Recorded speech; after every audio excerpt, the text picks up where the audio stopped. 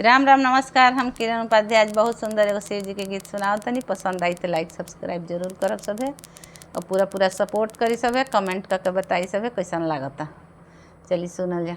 कथिए चढ़ल शिव शंकर अइले, कथिए चढ़ल गणेश माई, कथिए चढ़ल सभ देवता अइले, ब्रह्मा विष्णु महेश माई, कथिए चढ़ल सभ देवता अइले, ब्रह्मा विष्णु महेश।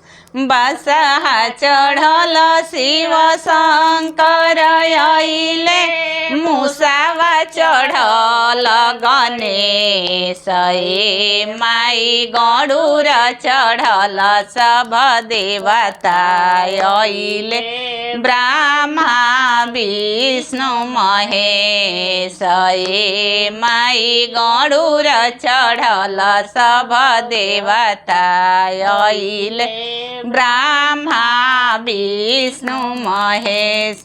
कहाँ बैठबो शिव शंकर भोला, कहाँ बैठबो गणेश माई, कहाँ बैठबो सब देवता लोग, ब्रह्मा विष्णु महेश माई, कहाँ बैठबो सब देवता लोग, ब्रह्मा विष्णु महेश। आंगन बैठबो शिव शंकर भोला, कोहबर बैठबो गणेश माई, बेदिया बैठबो सब देवता लोग, ब्रह्मा विष्णु महेश माई, बेदिया बैठबो सब देवता लोग, ब्रह्मा विष्णु महेश। काई खियबो शिव शंकर भोला, काई खियबो गणेश माई, काई खियबो सब देवता लोग, ब्रह्मा विष्णु महेश माई, काई खियबो सब देवता लोग, ब्रह्मा विष्णु महेश।